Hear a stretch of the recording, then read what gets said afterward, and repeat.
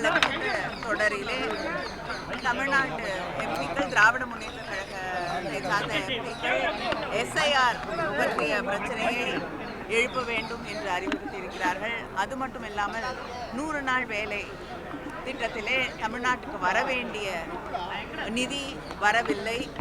அதே போல கல்விக்காக SSA வழியாக வர வேண்டிய அந்த நிதியும் தமிழ்நாட்டுக்கு பல கோடிகள், ஆயிரக்கணக்கான கோடி நிதி நிறுத்தி வைக்கப்பட்டிருக்கிறது. அதை வழங்க வேண்டும் என்ற கோரிக்கையும் வைக்க இருக்கிறோம். அதற்காக அங்கே நாடாளுமன்றத்திலே குரல் எழுப்பவும் திராவிட முன்னேற்ற கழக எம்பிக்களுக்கு அறிவுறுத்தப்பட்டிருக்கிறது. அதை தாண்டி விவசாயிகள் நீண்ட நாட்களாக கோரிக்கை வைத்துக் கொண்டிருக்கிறார்கள். முதலமைச்சர் அவர்களும் கடிதம் எழுதியிருக்கிறார்கள். ஈரப்பதத்தை, நெல்லில் இருக்கக்கூடிய ஈரப்பதத்தை ஏற்றுக்கொள்வதற்கு அதிகப்படியாக அதை உயர்த்தி தர வேண்டும் என்ற கோரிக்கை வைக்கப்பட்டிருக்கிறது. மழையால் பாதிக்கப்பட்டிருக்கிறோம். ஈரப்பதம் அவர்கள் ஏற்றுக்கொள்ளக்கூடிய அந்த சதவிகிதம் ஏற்றப்பட வேண்டும் என்ற கோரிக்கை வைக்கப்பட்டிருக்கிறது.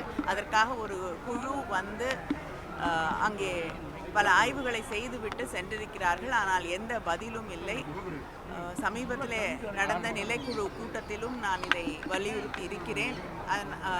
விரைவிலே அந்த பிரச்சனையையும் நாடாளுமன்றத்திலே எழுப்பும். தமிழகத்தைச் சேர்ந்திருக்கக்கூடிய மெட்ரோ ரயில் திட்டம் நிராகரிக்கப்பட்டிருக்கிறது ஒன்றிய அரசாங்கத்தால். அதையும் எழுப்ப இருக்கிறோம். இப்படி தமிழ்நாட்டுக்கு முக்கியமாக இருக்கக்கூடிய நாட்டிற்கு முக்கியமாக இருக்கக்கூடிய பல பிரச்சனைகளை குறிப்பாக அங்கே எழுப்ப வேண்டும் என்று முதலமைச்சர் அவர்கள் எங்களுக்கு அறிவுறுத்தியிருக்கிறார்கள்.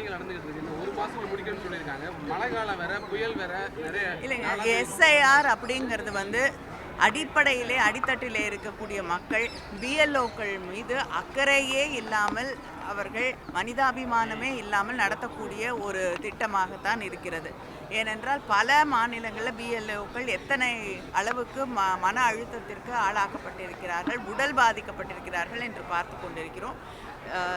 தமிழ்நாட்டிலே இது வந்து மிக குறுகிய அவகாசத்திலே நிறைவேற்றப்பட வேண்டும், முடிக்கப்பட வேண்டும் என்று அழுத்தம் தரப்பட்டு கொண்டிருக்கிறது. ஒவ்வொரு நாளும் ஒரு போராட்டமாகத்தான் இந்த பணிகள் நடைபெற்று கொண்டிருக்கக்கூடிய சூழலிலே மழை காலம் என்பதை கூட கணக்கில் எடுத்துக்கொள்ளாமல் எல்லா அதிகாரிகளும் மழையிலிருந்து மக்களை பாதுகாப்பதற்கு அங்கே செய்ய வேண்டிய பணிகளை விட்டுவிட்டு இந்த SIRலே கவனம் செலுத்த வேண்டிய நிலைக்கு தள்ளப்பட்டிருக்கிறார்கள். இது வந்து மக்களை பற்றி ஒரு அக்கறையே இல்லாமல் இந்த திட்டத்தை இந்த நேரத்தில், இந்த குறுகிய காலத்திலே போதிய அவகாசமே தராமல் அவர்கள் செய்து கொண்டிருக்கிறார்கள் என்பது ஏற்றுக்கொள்ள முடியாத ஒன்று.